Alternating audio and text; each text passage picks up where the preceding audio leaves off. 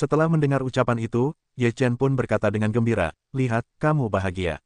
Mulai sekarang, aku punya ayah yang kuat. Jangan ganggu aku. Kalau tidak, aku akan menyuruh ayahku membuatkan kalian semua kue daging. Fei Tian Tiger berkata sambil tersenyum. Ye Chen memutar matanya dan berkata, membosankan.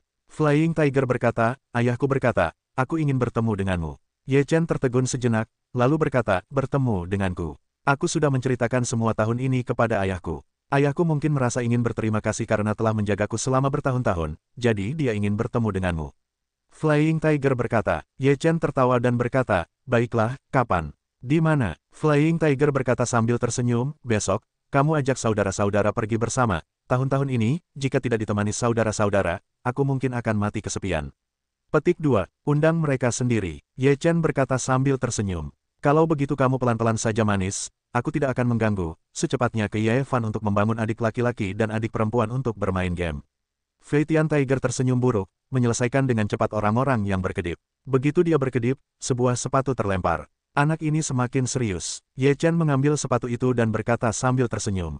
Wajah Liu Piaoyue ditutupi dengan warna merah tua dan berkata, kamu semakin serius. Ye Chen mendengar ini, pertama-tama adalah lengkingan, dan kemudian juga senyum buruk, pada Liu Piaoyue yang bertahan, sambil tersenyum, hari ini aku akan membiarkanmu melihat, aku tidak serius, seberapa serius. Liu Piaoyue tiba-tiba membenamkan kepalanya di lengan Ye Chen. Pada pagi hari berikutnya, Ye Chen dan yang lainnya berangkat untuk meninggalkan Xianzong dari Zhaohua dan pergi ke Donghuangzu untuk menemui ayah harimau, Hu Xiaotian. Ye Chen membuat beberapa lompatan dengan susunan transmisi, dan kemudian datang ke Donghuangfu. Di puncak gunung tidak jauh dari Aula 9 Iblis asli, beberapa istana besar dibangun di sini. Pada saat ini, ada banyak tokoh berjalan bolak-balik di gunung. Orang-orang ini semua adalah orang buangan pada awalnya, dan sekarang mereka semua dikumpulkan oleh Hu Xiaotian. Dan penguasa besar itu, juga patuh pada Hu Xiaotian, menjadi kader tangan kanan Hu Xiaotian. Harimau Fei Tian bersama Ye Chen beberapa orang datang ke puncak, Harimau Fei Tian berkata, ini adalah pijakan Harimau Fei Tian setelah turun dari dunia dewa, dan telah menjadi tanah leluhur Harimau Fei Tian. Ye Chen melihat ke puncak gunung, lalu melihat posisi Aula 9 Iblis asli, dan mengangguk sedikit. Beberapa orang mengikuti Fei Tianhu sampai ke istana. Dalam perjalanan, mereka bertemu banyak orang buangan. Ketika mereka melihat Harimau Fei Tian, mereka dengan hormat memberi hormat pada Harimau Fei Tian dan memanggil Tuan Kecil. Harimau Fei Tian kini penuh gaya. Yunyi berkata sambil tersenyum, Paman Harimau, kau melakukannya dengan baik sekarang. Kau telah menjadi Tuan Kecil. Harimau Fei Tian melambaikan tangannya dan berkata dengan rendah hati, tidak apa-apa. Kau hanya Tuan Kecil, tidak ada apa-apa. Semua orang tertawa, dan Mentian berkata dengan lugas, kau tidak perlu berpura-pura di sini. Karena kau telah memasuki puncak gunung, kepalamu akan diangkat ke langit. Berhati-hatilah untuk membunuhmu. Kerumunan itu tertawa terbahak-bahak, harimau terbang memutar matanya dengan mata putih, kau ini cemburu. Aku tidak punya waktu luang. Mentian bersenandung. Beberapa orang mengobrol dan datang ke salah satu aula utama. Aula ini seharusnya menjadi aula utama. Dibandingkan dengan aula lainnya, aula ini jauh lebih besar dan lebih megah. Di mana ayahku? Harimau Fei Tian berkata kepada orang-orang di gerbang aula. Penguasa kuil ada di halaman belakang. Fei Tian Tiger membawa beberapa orang ke aula, berkata, kalian duduk dulu, aku akan memanggil ayahku keluar.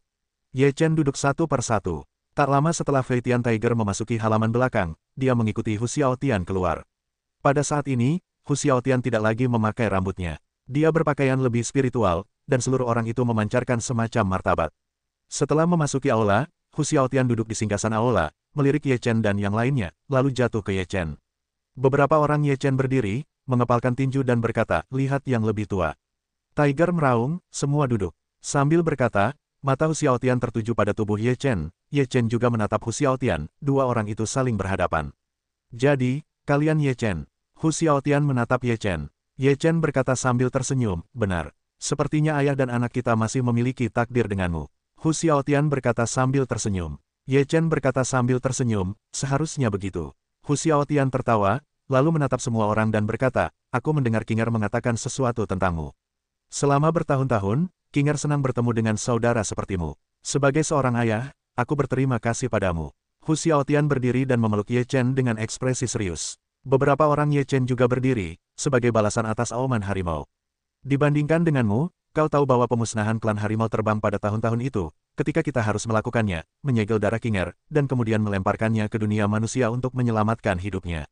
Hu Xiaotian menghela nafas dan berkata, pada awalnya, aku bertekad untuk mati bersama pemimpin klan lama klan naga. Mungkin Tuhan tidak menginginkanku mati. Jadi aku bertahan hidup dengan kekuatan darah dan akhirnya bersembunyi di medan perang yang tak terbatas. Tuhan membuka mataku, biarkan aku keluar dari medan perang yang tak terbatas, untuk membalas dendam. Sekarang aku telah menemukan putraku Qinger lagi. Ini adalah anugerah Tuhan untukku. Setelah mendengar perkataan Hu Xiaotian, Ye Chen dan yang lainnya juga merasa bahwa Hu Xiaotian tidaklah mudah. Namun, ekspresi Fei Tian Tiger tidak terlalu bagus, dia enggan menunggu sampai Tiger Xiaotian selesai berbicara, lalu berkata, "Ayah, bisakah kamu mengganti nama ini?" Hu Xiaotian tertegun sejenak, dan semua orang tertegun sejenak, lalu mereka bereaksi. Sebelum Hu Xiaotian dipanggil Fei Tian Hu Qinger, dia lebih penasaran. Nama lengkap Fei Tian Tiger telah diubah. Itu nama ibumu, tidak dapat diubah. Hu Xiaotian berkata, bukankah bagus jika harimau membersihkan hutan? Wajah Fei Tian Tiger tiba-tiba menjadi lebih hijau besi. Ye Chen hanya menunjukkan sedikit senyum penuh pengertian. Bagaimanapun, Hu Xiaotian ada di sini, yang tidak terlalu berlebihan. Itu sama sekali tidak mendominasi. Kata Flying Tiger. Tiger Xiaotian berkata, mengapa sebuah nama harus mendominasi? Kuncinya adalah mendominasi. Nama tidak bisa menggertak orang. Tiger Fei Tian juga tahu bahwa nama tidak bisa diubah, jadi dia harus mengerutkan mulutnya untuk mengungkapkan ketidakpuasannya. Mata Hu Xiaotian menatap Ye Chen dan yang lainnya, dan berkata, aku sudah menyiapkan jamuan makan. Ayo makan dan bicara bersama. Mereka semua datang ke aula samping, di mana sebuah meja besar berisi makanan lezat dan beberapa toples anggur telah disiapkan. Setelah Hu Xiaotian duduk, Ye Chen, sebagai generasi muda, duduk. Kalian tidak perlu dibatasi. Kalian semua adalah saudara Qinger. Bahkan jika aku yang lebih tua, aku akan menganggap ini sebagai rumahku. Hu Xiaotian berkata sambil tersenyum. Pada saat ini, harimau yang meraung di langit, sama sekali tidak pernah berurusan dengan aula 9 iblis yang mendominasi sebelumnya, sekarang seperti tetua yang baik hati, tanpa sedikit pun kerangka orang kuat. Mungkin karena di dunia ini, hanya dia dan ayah serta anak harimau Fei Tian yang tersisa. Oleh karena itu, Ye Chen dapat melihat bahwa Hu Xiaotian penuh dengan rasa bersalah atas putranya yang hilang tak lama setelah dia lahir. Dia ingin menebusnya sebanyak mungkin dalam sisa hidupnya. Seperti kata pepatah, cintai aku dan cintai anjingku, jadi mereka sangat lembut kepada Ye Chen. Sama-sama, ini akan menjadi rumah kita mulai sekarang. Harimau terbang berkata dengan suara tuannya. Hu Xiaotian mengangkat segelas anggur dan berkata, ayo, mari kita minum bersama. Terima kasih atas perhatianmu terhadap Qinger. Ye Chen dan yang lainnya segera berdiri, yang tidak takut dengan kekuatan harimau Xiaotian, tetapi rasa hormat terhadap seorang yang lebih tua. Setelah kami berdenting gelas bersama, kami minum dengan gembira. Konon, kamu memiliki 5 potong daftar dewa, dan kamu telah menjadi sasaran banyak konspirasi baru-baru ini. Saat minum dengan kenikmatan penuh, Hu Xiaotian tiba-tiba berkata pada Ye Chen. Setelah mendengar ini, Ye Chen berkata sambil tersenyum, selalu ada beberapa orang yang ingin membuat ide daftar dewa, dan tidak ada cara untuk menghentikannya. Hu Xiaotian mendengus dengan jijik, apa yang mereka ketahui tentang orang-orang negeri dongeng. Apakah menurutmu ada yang bisa mendapatkan pecahan daftar dewa? Ye Chen merasa bahwa Hu Xiaotian sepertinya tahu sesuatu, jadi dia bertanya, Tuan, Anda pernah berada di dunia dewa sebelumnya. Apakah Anda tahu sesuatu tentang daftar dewa? Jangan panggil aku Paman Xiao, kata Hu Xiaotian. Ye Chen mengangguk sambil tersenyum, dan Hu Xiaotian berkata, meskipun kita adalah binatang suci di alam dewa, kita tidak begitu jelas tentang daftar dewa. Namun, aku tahu bahwa meskipun daftar dewa dipecah menjadi 6 bagian, tetapi kemauan tetap ada, itu benar-benar kemampuan untuk memilih. Jadi, kamu mendapatkan pecahan daftar dewa, bukan keberuntunganmu, tetapi pilihan daftar dewa. Mereka yang ingin mendapatkan pecahan daftar dewa semuanya bermimpi. Bahkan jika mereka membunuhmu suatu hari, mereka tidak akan mendapatkan pecahannya. Tentu saja, karena kamu memiliki pecahan daftar dewa tidak akan membiarkanmu mati dengan mudah. Setelah mendengar ini, Ye Chen berkata, dengan cara ini, pecahan daftar dewa Feng Shen ditempatkan di tubuhku, dan ingin aku membantunya menyelesaikan beberapa misi. Hampir seperti ini, jadi daftar dewa Feng Shen akan melindungimu. Namun, mungkin saja begitu kamu bertemu dengan keberadaan yang kuat untuk membunuhmu, kamu mungkin tidak dapat mempertahankan kemampuan daftar dewa angin saat ini. Kata Hu Xiaotian, jadi jika aku ingin bertahan hidup, aku harus mengandalkan diriku sendiri. Kata Ye Chen sambil tersenyum pahit. Hu Xiaotian berkata, jangan khawatir. Jika ada yang berani menyerangmu, aku tidak akan tinggal diam dan mengabaikannya. Aku ingin melihat siapa yang berani menyentuhmu. Ye Chen mengangkat gelasnya dan berkata sambil tersenyum, terima kasih banyak. Mereka semua dari keluarga kita sendiri. Mengapa Anda begitu sopan? Hu Xiaotian melambaikan tangannya. Saya ingin bersulang untuk Paman Xiaotian. Ye Chen mengangkat gelasnya lagi. Hu Xiaotian mengambil cangkir anggur dan minum bersama Ye Chen. Kemudian dia berkata, mulai hari ini, kalian semua dari keluarga kalian sendiri. Jika ada sesuatu, kalian akan diberitahu. Tidak peduli siapa yang memprovokasi kalian, saya akan membawa orang-orang saya untuk membunuh mereka dan menegakkan keadilan bagi kalian. Paman Xiao Tian sangat kuat. Yun Fan berdiri dan berkata, mengangkat gelasnya. Hu Xiao Tian tertawa, suasana di atas meja sangat bahagia, semua orang minum sangat banyak, tanpa sadar minum banyak, sampai keesokan harinya bangun dan tahu bahwa dia mabuk. Apakah kamu masih kembali ke surga? Tuan Muda Ye Chen bercanda. Harimau Fei Tian berkata, tentu saja, saya ingin kembali. Meskipun ini adalah rumah saya, tetapi sekolah saya adalah Cai Hua Xianzong. Selain itu, ada Anda di Cai Hua Xianzong. Mengapa saya tidak kembali? Tapi itu kamu. Apakah kamu akan tinggal di Xianzong? Kamu bisa masuk dan keluar dari Xianzong. Jika kamu dikenal, itu mungkin akan membawa masalah bagi sekte. Mengapa kamu tidak pindah ke sini? Dengan ayahku di sini, kurasa tidak banyak orang di negeri dongeng yang berani bertindak liar. Setelah mendengar ini, Ye Chen mengangguk setuju dan berkata, aku bukan lagi murid Zhao Hua Xianzong. Tidak baik tinggal di Cai Hua Xianzong. Terlebih lagi, tidak apa-apa untuk turun salju sekarang, dan aku akan pergi. Aku akan tinggal di sini. Lagi pula, ada banyak ruang untuk ditinggali. Kata Flying Tiger. Ye Chen berpikir sejenak dan berkata, kalau begitu tinggallah di sini sebentar. Itu sudah beres. Fei Tian Tiger tertawa. Setelah itu, Yun Fan, Men Tian dan yang lainnya kembali ke Xianzong Cai Hua. Fei Tianhu menemani Hu Xiao Tian selama setengah bulan, dan juga kembali ke Cai Hua Xianzong. Ye Chen dan Liu Piaoyue telah tinggal di sini. Inti dari tinggal di sini adalah cukup aman. Dia tidak ingin Liu terancam lagi. Terlebih lagi, tinggal di sini juga memiliki banyak keuntungan. Ketika Ye Chen memiliki sesuatu untuk dilakukan, dia akan berbicara dengan Hu Xiao Tian tentang kultivasi, dan dia telah belajar banyak dari Hu Xiao Tian. Kuncinya adalah bahwa Hu Xiao Tian masih memiliki pemahaman tertentu tentang dunia dewa. Ye Chen belajar banyak tentang dunia dewa dari Hu Xiao Tian, yang sangat membantu pendakian masa depan ke dunia dewa. Keinginan terbesarku dalam hidupku adalah melihat Qinger aman dan damai, dan kemudian mendapatkan seorang istri dan memiliki anak, sehingga dapat melanjutkan dupa untuk keluarga harimau terbang, agar tidak merusak akarnya. Hu Xiao Tian dan Ye Chen duduk di belakang gunung, bermain catur sambil mendesah. Anak itu tidak tahu harus berpikir apa, setelah bertahun-tahun, dia tidak memiliki perasaan yang baik terhadap gadis itu. Ye Chen berkata sambil tersenyum. Tiger Xiao Tian berkata, hal ini masih harus merepotkan kalian saudara-saudara. Bantu dia untuk menemukan dan menemukannya, aku seorang ayah sekarang juga sedang terburu-buru. Baiklah, tidak masalah, tetapi itu yang kalian inginkan dan yang aku inginkan. Tidaklah manis untuk memutarbalikkan melon. Ye Chen berkata. Tiger Xiao Tian mengangguk dan berkata, kamu mengatakan sebelumnya, seorang iblis yang kuat yang menekan dunia ilahi dalam 8 diagram Taiji. Ye Chen mengangguk dengan sungguh-sungguh dan berkata, ya, itu ditekan bersama dengan 3 pendahulu, yaitu, pedang tebas, kapak pangu, dan palu dewa. Sekarang, itu perlahan-lahan terkikis oleh 8 diagram Taiji. Sepertinya kamu tidak sederhana, kamu memiliki beberapa hubungan dengan 6 artefak dari 10 benda ilahi di dunia ilahi.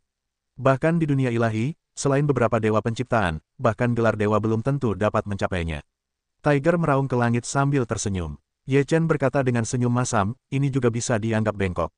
Jika kau mengeluarkan diagram 8 diagram Taichi, aku akan melihat seperti apa kekuatan iblis itu sekarang. Hu Xiao Tian berkata tentang hal itu. Ye Chen tidak ragu untuk mengorbankan 8 diagram Taichi. Di tengah 8 diagram itu, ada ki jahat hitam, yang ditekan oleh kematian dan tidak dapat melepaskan diri.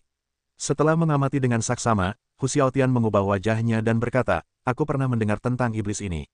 Kekuatannya hampir sama dengan kekuatan Dewa Pencipta, dan hampir mencapai keadaan keabadian. Pada awalnya, itu juga membawa masalah besar bagi para Dewa Pencipta di dunia ilahi. Tidak mudah untuk sepenuhnya menghapus iblis ini. Namun, tidak masalah untuk menekannya saat dia begitu lemah. Tiger Xiao Tian berkata, jika 8 diagram Taichi dapat memulihkan kekuatan puncaknya, maka kau dapat sepenuhnya menghapus iblis ini. Sekarang, aku khawatir suatu hari nanti diagram 8 diagram Taichi tidak dapat mengendalikan iblis. Jika iblis itu lolos, akan ada masalah yang tak ada habisnya. Ye Chen khawatir. Setelah mendengar ini, Hu Xiao Tian merenung sejenak dan berkata, saya sarankan Anda pergi ke Wan Fosan. Wan Fosan adalah tanah suci dengan ajaran Buddha yang tak terbatas. Agama Buddha dan cahaya suci adalah jenis yang sama. Oleh karena itu, jika Anda dapat meletakkan 8 diagram palsu di Gunung Wanfo dan membiarkan Buddha Gunung Wanfo membaptis iblis, Anda pasti akan dapat menghabiskan banyak kekuatan iblis. Setelah mendengar ini, Ye Chen sedikit mengernyit dan berkata, namun, diagram 8 trigram Taiji adalah Taoisme, dan Wan Fosan adalah agama Buddha. Bagaimana agama Buddha dan Taoisme dapat hidup berdampingan? Saya khawatir ketika saatnya tiba, diagram 8 diagram Taiji akan memberi iblis kesempatan untuk melarikan diri jika ia menentang agama Buddha. Hu Xiao Tian berkata, meskipun Buddhisme dan Taoisme tampak seperti dua tingkatan, sebenarnya keduanya dikaitkan dengan Dharma. Sebagai apa yang disebut penyatuan semua dharma, karena keduanya dapat hidup berdampingan di langit dan bumi ini, tidak akan ada terlalu banyak pengecualian. Kalau begitu, aku akan pergi ke Wan Fosan dan mencobanya. Setelah berpikir sejenak, Ye Chen mengangguk. Setelah beberapa hari, Ye Chen mengucapkan selamat tinggal kepada Liu Piaoyue dan pergi ke Wan Fosan. Wan Fosan terletak di Muyunzu dan merupakan salah satu dari 9 gunung abadi. Akan tetapi, Wan Fosan selalu menyendiri dari dunia, dan para biksu di sana jarang muncul di dunia dan mengabdikan diri mereka pada Buddhisme. Konon, ketika Wan Fosan terbentuk, ada Buddhisme yang berkeliaran di sekitarnya. Siapapun yang memasuki Wan Fosan akan terpengaruh oleh Buddhisme. Akhirnya, ia bercita-cita untuk tinggal di Wan Fosan dan mengabdikan dirinya untuk mengembangkan Buddhisme. Ia telah mencapai tujuan, tanpa keinginan, tanpa keinginan, tanpa keinginan. Tentu saja, ini hanya rumor. Adapun apakah ada sekte jahat seperti itu di Wan Fosan, tidak ada yang tahu, karena tidak ada yang berani melangkah ke Wan Fosan dengan mudah. Setelah beberapa lompatan susunan transmisi, Ye Chen tiba di Wan Fosan. Dia menatap Wan Fosan. Di puncak gunung Wanfo, tampaknya ada patung Buddha alami. Tidak seorang pun tahu apakah ini adalah karya alam atau karya agama Buddha. Patung Buddha ini hikmat dan bermartabat, yang membuat semua pemuja merasa sangat sakral dan memiliki dorongan untuk menyembah. Ye Chen mengalihkan pandangannya dan berjalan di sepanjang jalan kuno menuju Gunung Wanfo. Setelah memasuki Gunung Wanfo, Ye Chen dapat merasakan aliran Dharma Buddha yang kuat melonjak, yang ada di mana-mana dan sangat menakutkan. Ye Chen juga sangat terkejut. Jika dia menjadi seorang biksu di Gunung Wanfo, dia akan berlatih dengan sangat cepat. Agama Buddha sangat kuat dan luar biasa. Setelah Ye Chen mendaki lereng bukit selangkah demi selangkah, dia melihat sebuah gerbang gunung. Sisi kiri gerbang terukir dengan Buddha yang tak terbatas, sisi kanan gerbang terukir dengan berbalik ke pantai, dan bagian tengah gerbang terukir dengan Buddha yang besar. Ketak terbatasan Buddha terukir di sini. Apakah ini artinya? Apakah ini peringatan bagi mereka yang datang ke sini untuk tidak mendaki gunung? Ye Chen berdiri di depan gerbang gunung dan bergumam pada dirinya sendiri. Namun, karena dia telah datang, dia tidak ingin mundur. Pada saat itu, wilayah barat juga mengklaim bahwa mereka tidak dapat masuk. Setelah dia masuk, bukankah dia keluar? Ye Chen tidak mempercayai ini. Dia melangkah ke gerbang gunung dengan satu kaki. Pada saat memasuki gerbang, dia merasakan bahwa agama Buddha di sekitarnya lebih kuat dari sebelumnya, dan dia dapat mendengar suara Buddha melingkar. Suara-suara Buddha ini seakan bergema di dalam pikiran seseorang dan dapat memengaruhi jiwa seseorang. Ye Chen segera menjadi waspada dan melindungi jiwanya dengan kekuatan jiwanya, sehingga suara Buddha dapat teringat kembali di dalam pikirannya. Dia terus berjalan dengan mantap di jalan pegunungan. Saat dia berjalan, Ye Chen menemukan bahwa suara Buddha semakin keras dan keras. Tampaknya ada banyak biksu yang sedang melantunkan sutra di depannya. Dharma juga menjadi lebih kuat. Dharma itu tampaknya menekan dharmanya, membuatnya tidak mungkin baginya untuk menjalankan dharmanya. Untungnya, dharma yang dipraktikkan Ye Chen adalah hukum tirani kaisar. Dharma Tao semacam ini tidak dapat mentolerir penindasan apapun, jadi ia akan langsung keluar dan bersaing dengan Buddhisme dengan momentum seorang raja di dunia. Sudut mulut Ye Chen sedikit terangkat, dan ada aliran Dharma Buddha. Dia bisa mengasah hukum kaisarnya sendiri. Ye Chen terus berjalan di depan. Dia mendongak dan dapat melihat bangunan-bangunan di Wan Fosan. Tampaknya aula Buddha Wan Fosan tidak jauh darinya. Pada saat ini, dua biksu berjubah emas berjalan berhadap-hadapan dari gunung. Kedua biksu itu berusia sekitar setengah baya. Mereka berpegangan tangan dan berjalan ke Ye Chen. Ye Chen baru saja bertemu dengan mereka. Salah satu dari mereka, He Sang, berkata setelah melafalkan sebuah nama Buddha, "Bolehkah saya bertanya kepada dermawan mengapa Anda datang ke sini?" Ye Chen menyatukan kedua tangannya dan memberi hormat. Dia berkata, "Saya memiliki sesuatu yang penting untuk didiskusikan dengan Guru Wan Fosan. Pada saat ini, itu sangat penting. Tolong bantu saya." Melihat ekspresi serius Ye Chen, kedua biksu itu tampaknya tidak bercanda. Setelah mereka saling memandang, seorang biksu berkata, "Silakan ikuti saya, dermawan." Kedua biksu itu berbalik dan berjalan menuju gunung. Ye Chen mengikuti mereka. Setelah berjalan beberapa saat, mereka mencapai puncak gunung. Di depan mata Ye Chen adalah aula yang megah dan hikmat. Namun, aula besar itu tidak dapat dilihat sebagai aula besar. Ukuran aula ini memang sangat besar, seseorang yang berdiri di depan aula, merasa bahwa dirinya begitu kecil, bagaikan setetes air di lautan, tak berarti. Di depan aula terdapat sebuah persegi besar dengan patung, Buddha, yang sangat besar terukir di tanah. Sang Buddha tampak tercetak di atasnya secara alami dan menyatu dengan tanah. Di persegi tersebut, terdapat juga dua baris patung Buddha. Patung-patung Buddha ini dipahat dari batu-batu raksasa. Setiap patung Buddha memiliki bentuk yang berbeda, duduk, berdiri, berbaring, senang, sedih, marah, tenang. Tidak peduli apapun postur atau ekspresinya, patung-patung batu ini memberi orang rasa hikmat. Seseorang yang berdiri di sini, tidak peduli orang macam apa Anda, atau orang kuat dengan kultivasi tingkat tinggi, atau seorang pembunuh, atau seorang biksu biasa, berdiri di sini, hati Anda akan terinfeksi oleh aura semacam ini, dan Anda tidak dapat tidak membuat orang lain hikmat.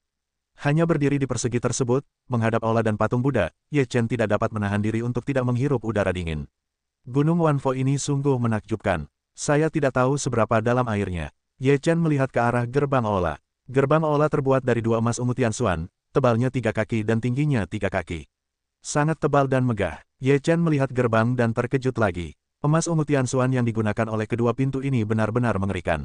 Diperkirakan banyak orang belum pernah melihat begitu banyak Tianxuan Zijin. Di atas gerbang, ada sebuah plakat, yang di atasnya tertulis agung, tetapi ada 4 karakter besar cahaya Buddha yang berkedip-kedip di atasnya, dinasti 10.000 Buddha.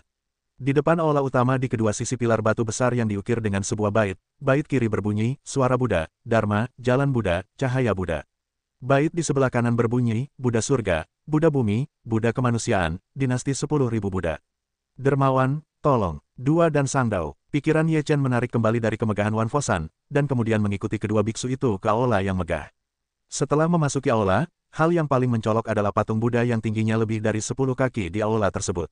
Patung Buddha tersebut terbuat dari bahan yang tidak diketahui. Seluruh tubuhnya berwarna kuning keemasan dan memancarkan semburan cahaya keemasan, seperti cahaya Buddha yang melonjak. Ekspresi Buddha tersebut sungguh-sungguh, tetapi juga memiliki rasa welas asih terhadap semua makhluk hidup. Setelah mata Ye Chen beralih dari patung Buddha tersebut, ia melihat ke tempat-tempat lain. Semua tempat lainnya penuh dengan sifat Buddha dan cita rasa Buddha. Di aula yang besar tersebut, terdapat lebih dari selusin biksu yang sibuk, beberapa sedang membaca kitab suci di depan patung Buddha, beberapa lainnya menyalin kitab suci. Amitabha, pada saat ini, seorang biksu yang sedikit lebih tua datang ke Ye Chen, menyatukan kedua tangannya dan berkata, berani bertanya nama belakang dermawan. Saya bertemu dengan guru di pagi hari daun berikutnya. Bergandengan tangan di pagi hari. Biksu besar itu menyatukan kedua tangannya dan sedikit menundukkan kepalanya dan berkata, saya tidak tahu mengapa Anda datang ke Wanfosan, dermawan Ye. Ye Chen berkata, Guru, bisakah Anda berbicara dengan satu langkah? Tidak ada yang perlu dikatakan di depan wajah Buddha yang suci. Biksu itu menggelengkan kepalanya sedikit dan berkata dengan sungguh-sungguh. Ye Chen melihat patung Buddha dan merasa tidak berdaya. Kemudian dia berkata, Guru, seperti ini. Saya menekan iblis, tetapi dengan kekuatan saya sendiri, saya tidak dapat sepenuhnya mengendalikannya. Jadi saya ingin menggunakan Dharma Buddha Gunung Wanfo untuk melemahkan kekuatan iblis dan mencegahnya keluar lagi, yang akan menyakiti orang lain.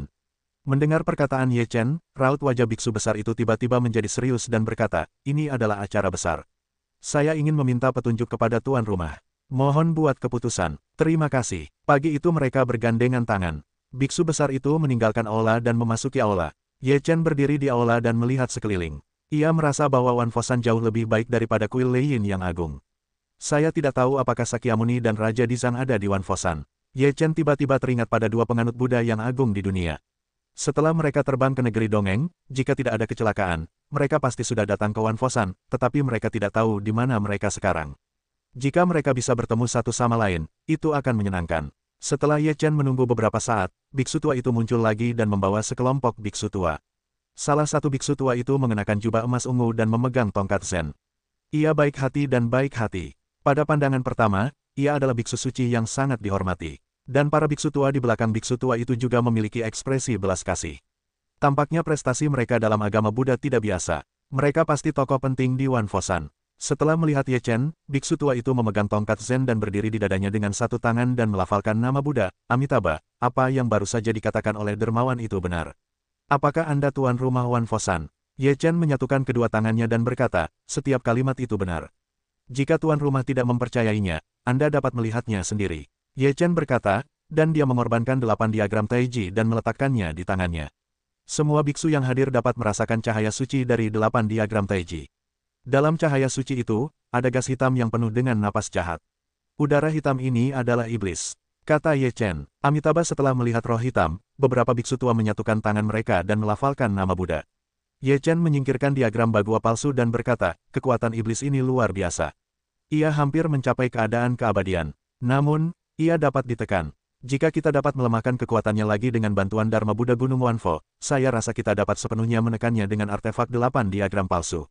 Diagram susunan tadi, dermawan, adalah salah satu dari 10 artefak teratas Tai Chi dan 8 trigram. Tuan rumah mengatakan sesuatu yang berbeda. Ye Chen mengangguk tanpa menyembunyikan, ya, tetapi peta Tai Chi dan 8 trigram rusak, sehingga kekuatannya sangat berkurang. Oleh karena itu, kita masih perlu mengandalkan Buddhisme Gunung Wanfo. Setelah mendengar ini, Tuan Rumah Wan Fosan mengangguk dan berkata, karena ia adalah iblis, dan ada ancaman yang begitu besar, Wan Fosan bersedia memberikan kontribusi. Terima kasih telah menjadi tuan rumah. Ye Chen berterima kasih. Tuan rumah berkata, kuil ini masih perlu ditata. Sang dermawan akan pergi ke ruang sayap untuk beristirahat terlebih dahulu. Setelah kuil selesai menata, sang dermawan akan diberitahu. Ye Chen menyatukan kedua tangannya dan mengangguk. Mantan biksu itu berkata kepada Ye Chen, dermawan, silakan datang ke sini. Ye Chen meninggalkan aula bersama biksu agung dan datang ke ruang sayap di belakang aula dan menunggu. Ye Chen duduk di tempat tidur dengan lutut terlipat dan memejamkan mata. Butuh beberapa jam sebelum seseorang mengetuk pintu. Dermawan Ye, kumohon, kata seseorang di luar pintu. Setelah Ye Chen membuka pintu, itu adalah biksu tua. Ye Chen dengan sopan memberi hormat, lalu mengikuti biksu itu ke aula samping lainnya. Meskipun aula samping ini tidak sebesar aula utama, namun ukurannya tidak kecil, dan juga memuja patung Buddha. Saat ini, di aula film, selain tuan rumah, ada beberapa biksu tua dengan wajah yang sangat tua. Biksu tua ini menua satu persatu, beberapa dari mereka hampir layu, dan beberapa merasa mengantuk. Ye Chen melihat tuan rumah dan memberi hormat kepada tuan rumah. Tuan rumah berkata sambil tersenyum, dermawan Ye, ini adalah beberapa orang terhormat di kuil ini. Mereka dapat membantu Anda. Ye Chen melihat kelima orang yang terhormat itu. Meskipun mereka semua tampak sekarat, Ye Chen tahu bahwa orang-orang ini tidak seperti yang terlihat. Mereka pasti telah mempraktikkan beberapa Dharma Buddha. Jika mereka tidak sama, penampilan mereka akan berbeda. Ye Chen pernah mendengar sebelumnya bahwa ada semacam dharma untuk layu dan makmur dalam agama Buddha. Para praktisi dharma ini seperti bunga, tanaman, dan pohon, dan bentuk mereka berbeda di setiap musim. Sekarang musim gugur, dan tubuh orang yang terhormat yang layu itu seperti cabang yang layu, tanpa sedikit pun semangat. Ye Chen memberi hormat kepada 5 orang terhormat yang hadir, dan kemudian berkata, terima kasih atas bantuanmu. Dermawan, tolong keluarkan 8 diagram Taiji. Kami pasti akan melakukan yang terbaik. Kata lelaki tua yang tampak terhormat itu. Ye Chen mengorbankan 8 diagram palsu itu dan menggantungnya di udara. Di bawah cahaya suci, roh jahat itu begitu menyilaukan. Setelah melihat roh jahat itu, beberapa pria terhormat mengerutkan kening, lalu melipat tangan mereka dan melafalkan nama Buddha. Tidakkah menurutmu itu perasaan yang baik untuk berurusan dengan orang-orang ini? Setelah melafalkan nama Buddha, beberapa penyembah memejamkan mata mereka dan mulai melafalkan kitab suci Buddha di mulut mereka. Ini sudah dimulai. Pada saat yang sama, cahaya Buddha muncul di telapak tangan mereka, yang terus-menerus menjadi menyilaukan, dan akhirnya menutupi seluruh kuil. Ye Chen juga diselimuti oleh cahaya Buddha. Dia tidak bisa melihat apa-apa selain mendengar suara Buddha, yang tampaknya memiliki kekuatan sihir yang kuat. Ye Chen segera duduk dengan lutut bersilang. Dia mulai menyusun hukum jalan kaisar. Pada saat yang sama, dia menjaga jiwanya dengan 5 potong daftar dewa untuk memastikan bahwa jiwanya tidak akan terpengaruh oleh suara Buddha. Dasar kebotak, kau bahkan ingin menggunakan agama Buddha untuk menekanku. Kau hanya angan-angan. Setelah cahaya Buddha diselimuti, roh jahat dalam 8 diagram Taiji menjadi semakin kuat, dan membuat raungan marah. Namun, tidak ada yang memperhatikannya, hanya suara Buddha yang terus berdering, dan kemudian serangkaian Dharma Buddha mengalir menuju 8 diagram Taiji, yang hampir semuanya jatuh di udara hitam. Dharma dalam 8 trigram Taiji tidak terhalang, tetapi ditutupi oleh agama Buddha. Sialan ketika aku keluar, aku akan membunuh kalian semua, keledai botak. Iblis itu berteriak tanpa henti, menggertakkan giginya dan mengancam. Iblis, jangan pernah memikirkannya dalam hidup ini. Suatu hari, kau akan dilenyapkan oleh 8 trigram Taiji, dan hancur total. Ye Chen memiliki suara dingin. Aku tidak akan mati, tidak ada yang bisa membunuhku. Iblis meraung. Tidak ada yang abadi. Baik manusia maupun Tuhan dilahirkan di jalan kematian. Kuil itu penuh dengan suara-suara rakyat. Setelah suara ini terdengar, seluruh aula samping tiba-tiba bersinar dengan cahaya suci kemasan. Cahaya Buddha ini sangat kuat, yang membuat orang memiliki dorongan untuk menyembah. Kemudian, seorang biksu tua lainnya muncul di aula samping, seolah-olah itu hanya muncul begitu saja. Setelah biksu tua itu muncul, agama Buddha di seluruh aula samping menjadi lebih kuat. Agama Buddha yang kuat menutupi ki jahat lapis demi lapis, dan ki jahat yang berjuang secara bertahap berkurang. Dasar kebotak, kau selalu berpikir bahwa kau telah melihat hidup dan mati, tetapi kau tidak sama rakusnya dengan hidup dan takut mati.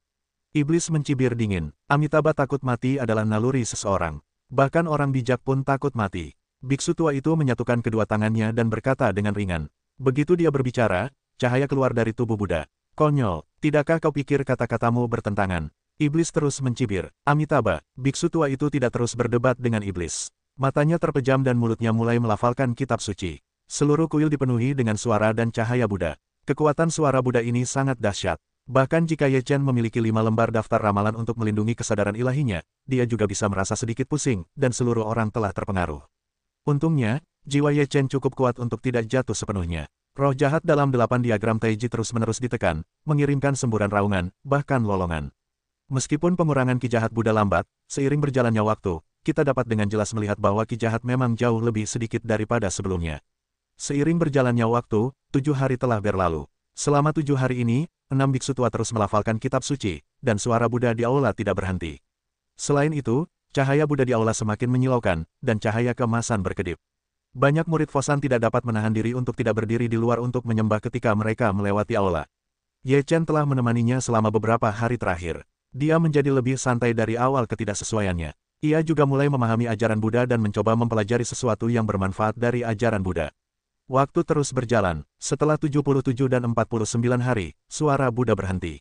Semua cahaya Buddha menghilang, dan kuil menjadi tenang. Ki ajaib dalam 8 diagram Taiji telah menjadi kelompok kecil, hampir hanya telur tertawa, jauh lebih kecil dari ukuran kepalan tangan sebelumnya. Selain itu, kelompok ki jahat ini sangat lemah, dan saya merasa bahwa ia dapat melayang kapan saja dan di mana saja. Ye Chen terkejut melihat roh jahatnya telah berkurang begitu banyak. Dia melihat ke-6 biksu tua. Selain 5 biksu tua yang telah ada di sana sebelumnya, ada biksu tua lain yang muncul kemudian. Ye Chen melihat biksu tua yang muncul di belakangnya. Dia merasa sedikit familiar. Dia menyipitkan matanya dan memikirkannya. Kemudian dia tiba-tiba memikirkan sesuatu. Matanya penuh dengan ketidakpercayaan. Yang terhormat adalah Amitabha. Ye Chen melangkah maju dan memberi hormat kepada biksu tua di depannya. Amitabha, ini hanya aku. Biksu tua itu berkata sambil tersenyum ramah. Ye Chen berkata, sejak awal di dunia, nama Amitabha terkenal di seluruh dunia. Sekarang merupakan kehormatan besar untuk melihatnya. Amitabha berkata, sang dermawan serius. Saya hanya seorang biksu yang mengabdikan dirinya untuk mengembangkan agama Buddha. Yang disebut nama palsu itu telah lama meninggal. Bolehkah saya bertanya kepada yang terhormat, apakah Sakyamuni dan Raja Dizang juga ada di Wan Fosan?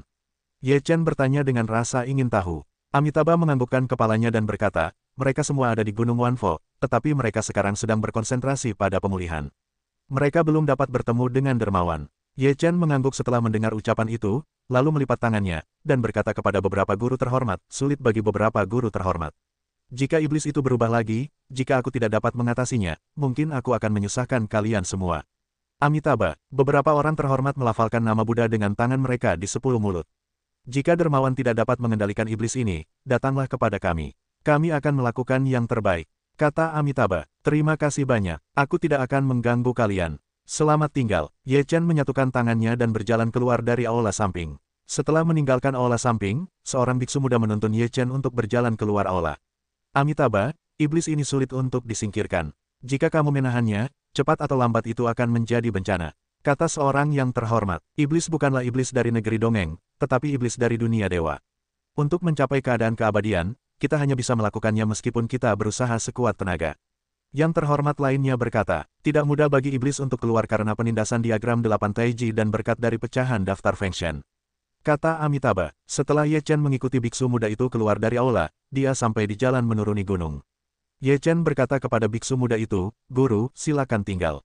Amitabha, silakan berjalan perlahan, dermawan. Biksu muda itu menyatukan kedua tangannya. Suatu pagi, dia kembali ke Yeli. Setelah berjalan sampai ke kaki Gunung Wanfo, Ye Chen menoleh ke belakang untuk melihat Gunung Wanfo, hatinya dipenuhi dengan emosi.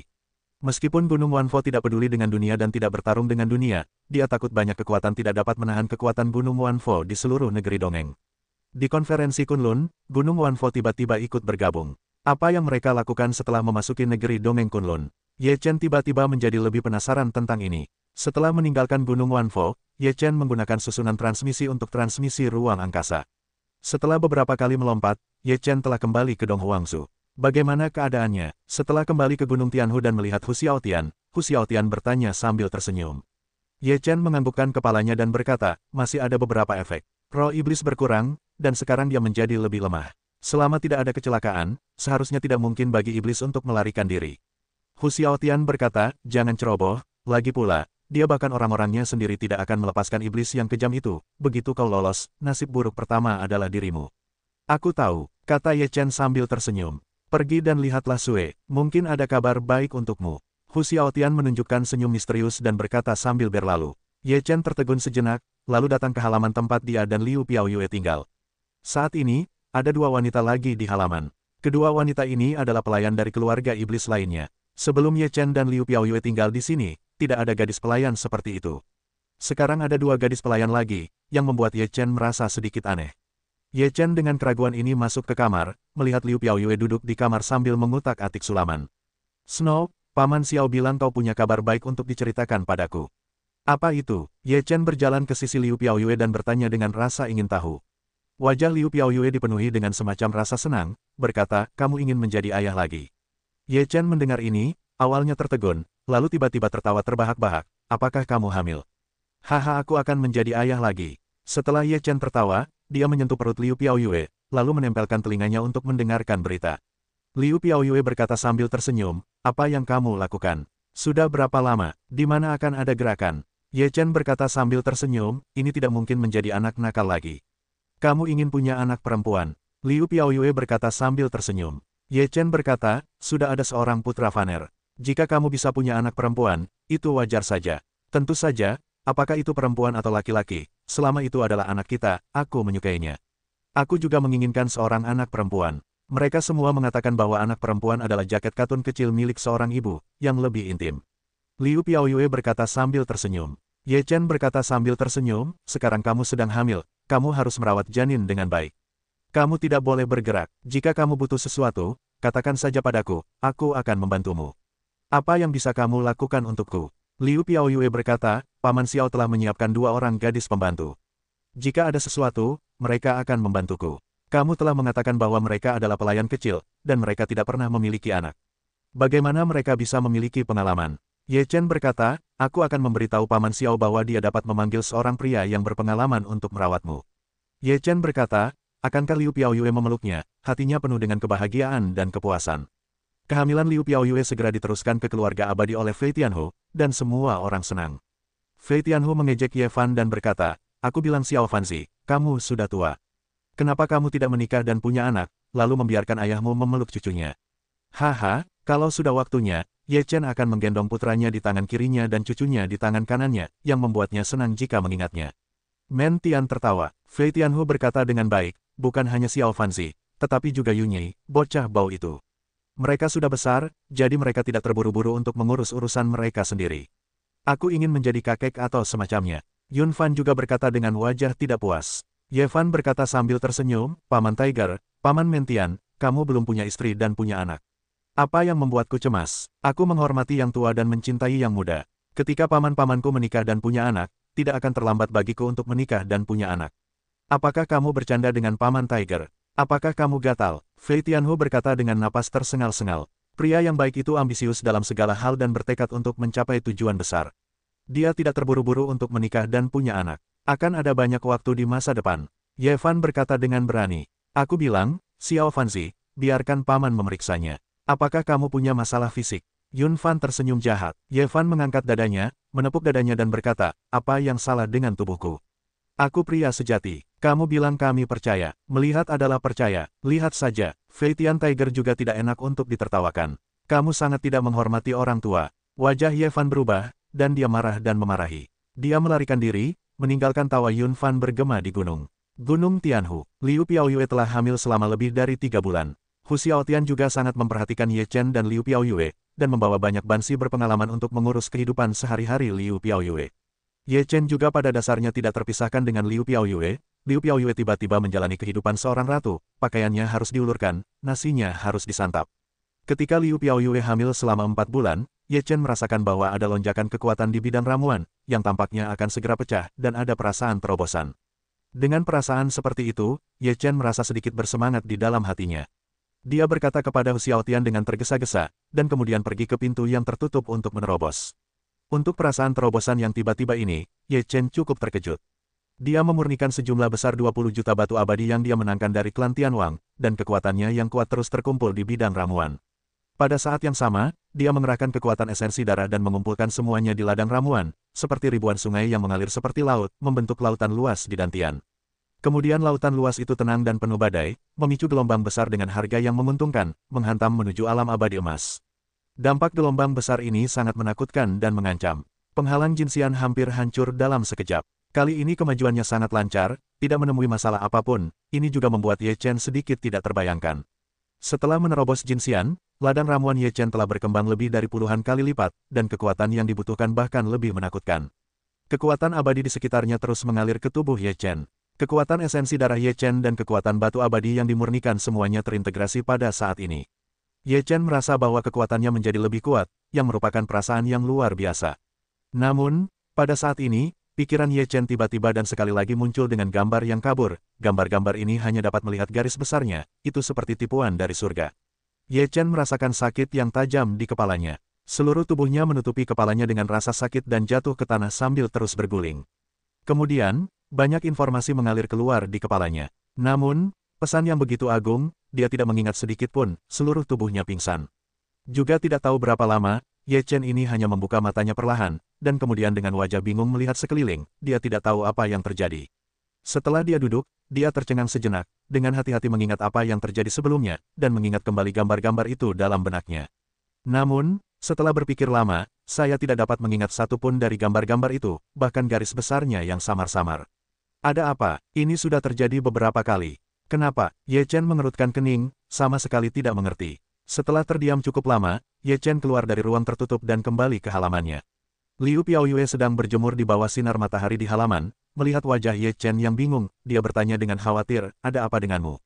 Apakah ada yang salah? Ye Chen menggelengkan kepalanya dan kemudian tersenyum, tidak apa-apa. Setelah berkata, Ye Chen berjalan ke sisi Liu Piaoyue, satu tangan melingkari pinggang Liu Piaoyue, tangan lainnya membelai perut Liu Piaoyue dengan lembut, berkata, aku baik-baik saja, kamu tidak perlu mengkhawatirkanku. Liu Piaoyue mengangguk dan berkata, jika ada sesuatu, kamu harus memberitahuku bahwa aku adalah istrimu. Bahkan jika aku tidak dapat membantu, aku juga ingin berbagi untukmu. Ye Chen mengangguk dan berkata, aku akan melakukannya. Setelah itu, berita tentang Danzong datang lagi. Menurut Fei Tianhu, pertentangan internal Sekte Danyang telah meningkat sepenuhnya. Menurut kerjasama antara apoteker Sekte Danyang dan Caihua Xianzong, Kaisar Caihua akan mengirim seorang ahli tingkat Daluo Jinxian dan beberapa murid ke Sekte Danyang untuk mengambil alih keluarga tabib. Ye Fan dan Fei Tianhu tidak pernah pergi berlatih, jadi kali ini mereka juga mengajukan diri untuk ikut. Ye Ying juga setuju untuk turun. Kali ini, ada Huan Tianxiong, Huan Tianyu, dan Chang Sunyu yang pergi ke Sekte Danyang. Bagaimana keadaanmu sekarang, dan kapan kamu akan pergi? Tanya Ye Chen. Fei Tianhu berkata, saat ini, belum sepenuhnya dipastikan, karena meskipun pertentangan internal Sekte Danyang telah benar-benar terungkap, mereka belum benar-benar mulai bertarung. Arti dari keluarga tabib adalah untuk mengamati kartu apa yang ada di nama keluarga non-tabib, dan kemudian menghubungi kami. Mendengar ini, Ye Chen berkata, pasti ada kartu dasar untuk marga non-narkoba. Mengenai seberapa kuat kartu itu, tidak jelas. Namun, yang pasti tidak akan lemah, karena mereka juga sangat jelas tentang kekuatan ahli pengobatan. Apakah Anda ingin bergabung dengan kelompok itu? Kata Flying Tiger, saya tidak akan pergi, saya masih hamil di sini. Saya ingin menghabiskan lebih banyak waktu dengannya dan melihat bayi itu lahir. Kata Ye Chen. Flying Tiger berkata sambil tersenyum, baiklah, kalau begitu saya tidak akan mengganggu Anda, saya akan pergi ke ayah saya. Setelah Fei Tianhu pergi, Ye Chen memikirkan tentang kontradiksi internal Sekte Danyang. Kontradiksi internal ini mungkin bukan hanya pertikaian antara marga pengobatan dan marga non-kedokteran. Lebih dari setengah bulan kemudian, Caihua Xianzong mendapat kabar tentang apoteker Danyang Zong dan meminta mereka untuk segera mengirim orang-orang kuat ke Sekte Danyang. Setelah menerima kabar tersebut, Kaisar segera berangkat ke Sekte Danyang. Pada saat ini, di Sekte Danyang, marga Yao yang dipimpin oleh keluarga Yao dan marga non-Yao yang dipimpin oleh Gu Taiyan telah membentuk dua barisan secara menyeluruh, yang menyublim dari pertikaian rahasia ke pertikaian terbuka. Di pihak marga Yao, kekuatan yang paling penting adalah Dokter Ajaib dan Dokter Dukun. Meskipun tidak ada alkemis seperti Dokter Ajaib di pihak Gu Taiyan, ia menarik keluarga Raja Surgawi sebagai pendukung.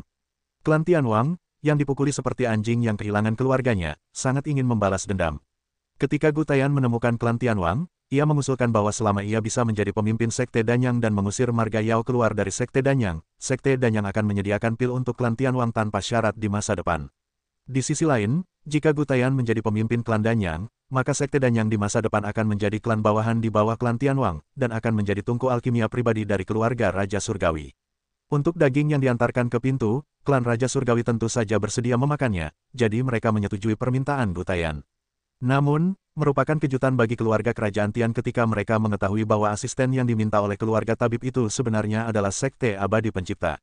Ini benar-benar apakah musuh tidak bersatu? Setelah keluarga Tianwang mengetahui hal ini, mereka mengeluarkan kata-kata kasar. Kali ini, mereka harus menang kembali dalam urusan Danyang Zong, yang dapat dianggap sebagai penghapusan sebagian penghinaan atas kejadian sebelumnya. Sekte Abadi mengirim seorang tetua tingkat 9 dari Daluo Jinxian. Ketika tetua itu datang ke Sekte Danyang, dia menyadari bahwa di belakang panggung Gutayan adalah keluarga Raja Surgawi. Dia terkejut dan memiliki firasat buruk. Benar saja, pada hari kedua setelah mereka tiba di Danyangzong, mereka menghadapi serangan yang kuat. Tetua tingkat 9 dari Luo Jinxian yang agung terluka parah, dan Fei Tianhu serta Ye Fan hampir kehilangan nyawa mereka. Kejadian ini segera menyebar ke keluarga para dewa alam, dan Ye Ying juga marah. Dia segera mengundang dua tetua tertinggi Hunyuan Dalao Jinxian ke Sekte Danyang. Setelah mereka tiba di Sekte Danyang, dua tetua Hunyuan Dalao Jinxian langsung menyerang marga non-obat. Tepatnya, mereka menyerang klan Tianwang. Mereka membunuh dua Dalao Jinxian dan satu Hunyuan Dalao Jinxian dengan cara mendominasi. Keluarga Raja Surgawi menerima harga yang menyakitkan, dan merasa bahwa itu lebih memalukan daripada aib. Keluarga paling kuat dari klan Tianwang secara pribadi maju dan mengambil alih Gutayan. Keluarga obat tahu bahwa Gutayan akan menjadi keluarga paling mulia raja. Dia juga khawatir, namun, tidak ada berita dari Gutayan, sehingga keluarga dokter merasa lega. Menurut pendapatku, tidak perlu berdebat dengan Gutayan. Mereka hanya mengumumkan kepada publik bahwa Gutayan dan yang lainnya telah berencana untuk mengambil posisi patriark. Mereka ambisius dan dapat dihukum. Namun, jika mereka merasa bahwa mereka berhasil di Sekte Danyang, hukuman mati mereka dapat dihindari dan mereka akan dikeluarkan dari klan. Fei Tian Tiger berkata dengan wajah penuh kebenaran.